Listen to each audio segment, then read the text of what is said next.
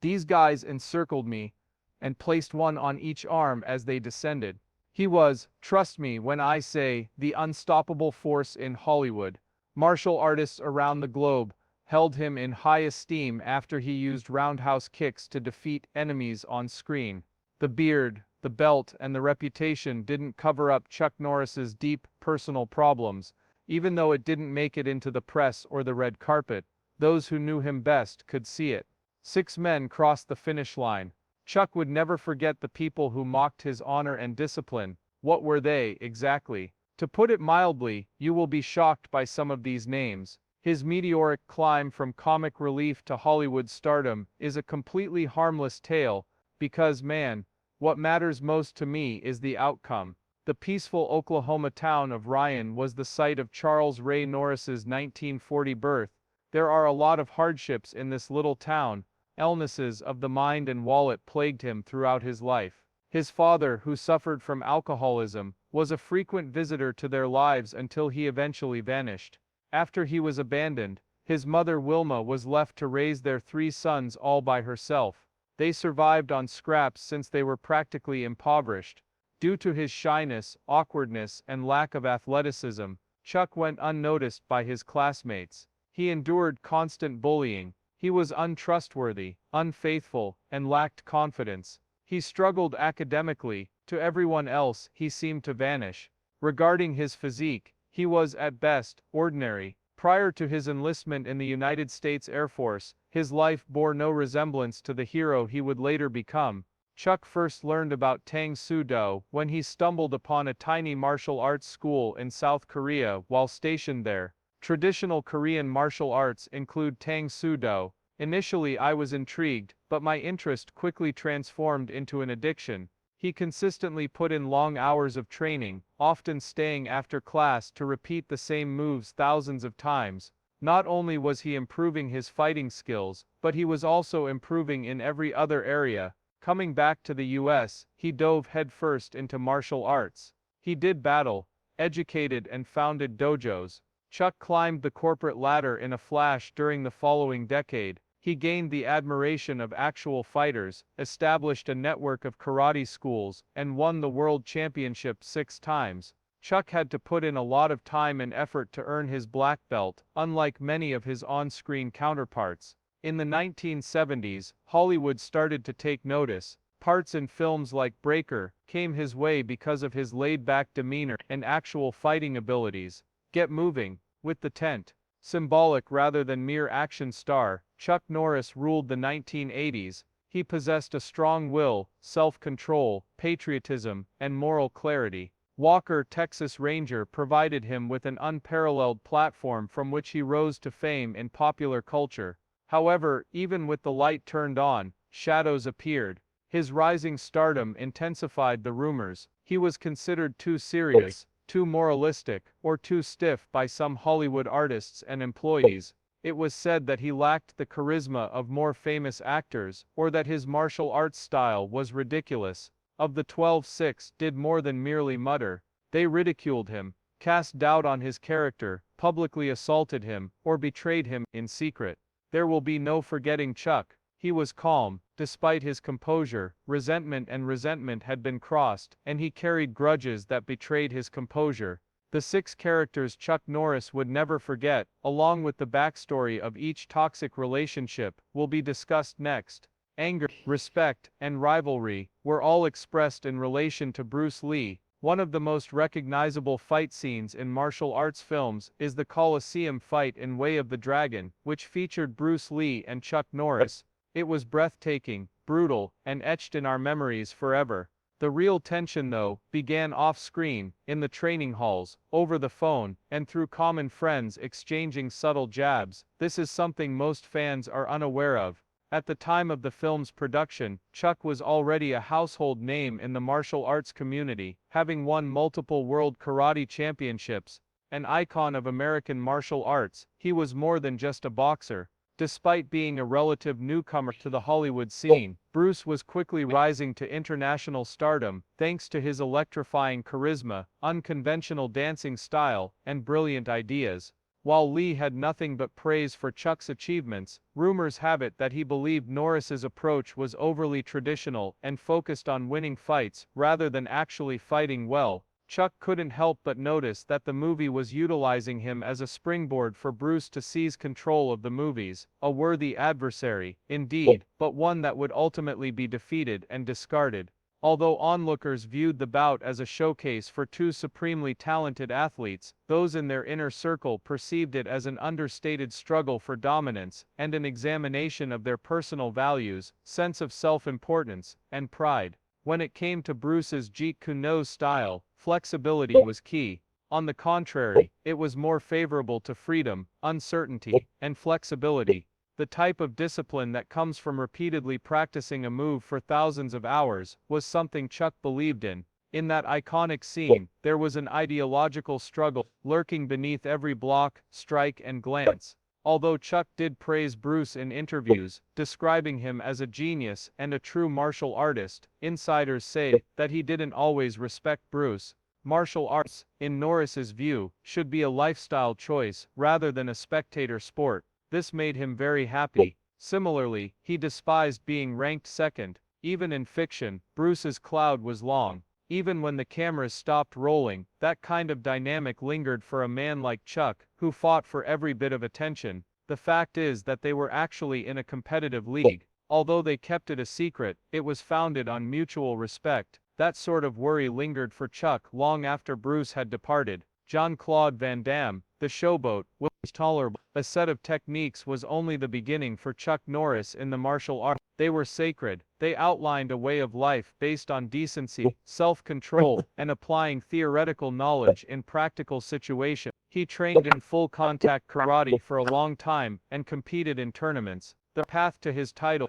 was not an easy one. The many belts he hung on his wall represented his dedication, expertise, and hard work. Afterwards, Jean-Claude Van Damme arrived. Elevated kicks, slow-motion splits, and striking dramatic poses characterized his dance. The general public viewed Van Damme as a major player in the martial arts industry. To Chuck, though, he personified all that was wrong with Hollywood's attempt to turn art into a commodity. Despite Van Damme's knowledge of karate and kickboxing, his fighting record was widely disbelieved. His haughty antics outside of work irritated many actual fighters, particularly Chuck, and rumors circulated that his tournament claims were weaker than they appeared. It might not have been coincidental that they never appeared on screen together. Many opportunities to collaborate with Van Damme reportedly passed up by Chuck due to his belief that their martial arts styles were inherently different. In interviews, he made the implication without directly attacking Van Damme.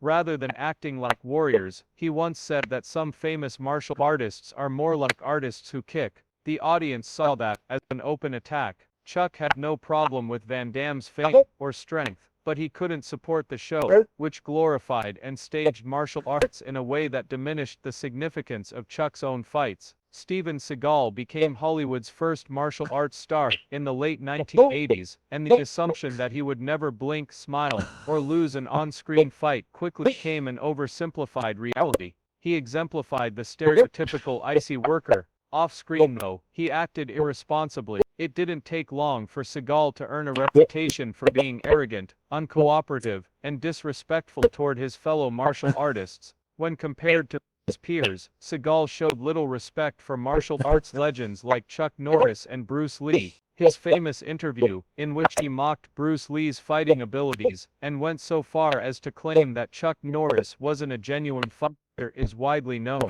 Chuck, who had a stellar career as a boxing instructor and had won all of his titles in actual bouts, took a major hit. His close associates claimed he was irate, but he refrained from speaking to the media since it wasn't his style. Chuck had consistently shown respect for other martial artists, regardless of whether he agreed with them or not. He took issue with Seagal's disrespectful comments and refusal to adhere to the code of conduct. Reportedly, Chuck consistently rejected attempts by studios to pair them for collaborative projects, such as movies or events. The message was crystal clear. Norris did not want to see anyone who he believed was demeaning to the artists and their work on the screen. Neither a public brawl nor a social media wall. A wall of silence spoke. No. and that was more powerful than any assault in Chuck's world. The original concept for Bruce Lee's groundbreaking 1970s television series, Kung Fu, centered on a Shaolin monk's journey across the American West, and David Carradine played the role of a fake Kung Fu master. This film had the perfect blend of Eastern and Western elements, action and theory, and Bruce intended to star in it personally. Warner Brothers, however, had different plans. They approved of the concept, but were critical of its originator. It wasn't that Bruce wasn't qualified, it was just that he was black. Studio heads were forthright about their belief that American audiences weren't prepared for an Asian celebrity. A white actor named David Carradine, who has no background in martial arts, was cast instead. This was more than casting to Chuck Norris, it was betrayal. In its pursuit of Asian cultural capital, at the expense of Asian people, Hollywood was engaging in extremely dishonest behavior. Although Carradine's performance was watched by many martial artists, felt it was insincere, awkward, and staged. Although Chuck and Bruce were business partners and friends, Chuck supposedly couldn't bear to see it. Those who knew him well said he avoided Carradine like the plague, but he never publicly criticized him. Carradine, in his mind, exemplified all that was wrong with the industry behind closed doors. Actors portraying themselves as martial arts masters, despite a lack of training for years. Joe Louis, a betrayed friend, Joe Louis, and Chuck Norris were more than just colleagues. They were brothers in arms during the heyday of American martial arts. They were in the same gym class, competed in the same events, and shared teachers. To many, Louis and Chuck were the game's two most consequential figures for a spell. The charismatic and powerful Louis was matched by the methodical and competent Chuck. However, issues began to arise in the late 1970s. As Chuck became more famous through films, commercials, and television, Joe Louis began to make his voice heard. He claimed that Chuck had abandoned traditional martial arts practices in favor of showmanship. According to Louis's interviews, Norris had abandoned his education in favor of a camera and the spotlight. The news hurt Chuck a lot when he heard it. Those he trained and died alongside were the ones he was most loyal to. It was worse than being hurt by a stranger when it came from someone he had once considered a friend. Worse yet, Louis continued beyond disagreements over concepts. His mockery of Chuck's actual abilities escalated to the point where he suggested that Chuck's titles might not have been entirely earned. They publicly mocked each other in the 70s and 80s, but behind the scenes, they were much more icy. Direct communication between Chuck and Louis ended there. He never returned to open the door after he shut it.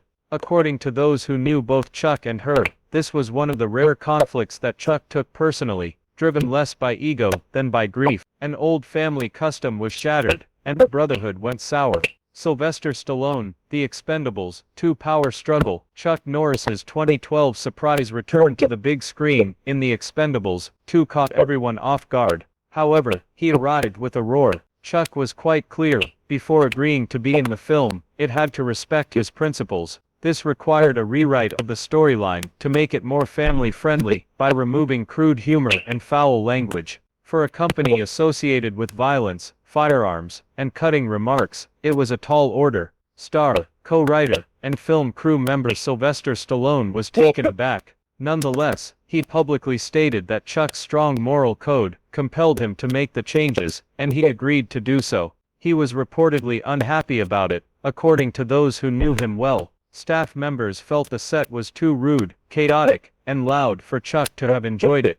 He lived in a different era, one where moderation and respect were paramount, valued equally with casualties. There was animosity between Norris and Stallone, despite the fact that they never publicly fought. Supposedly, Chuck declined to appear in any further installments of the series. He had remained honorable because he had kept his word the first time. It wasn't a real feud or even a war, but Chuck clearly didn't like having his art dictated to, or having to change his identity for the sake of money or a trend.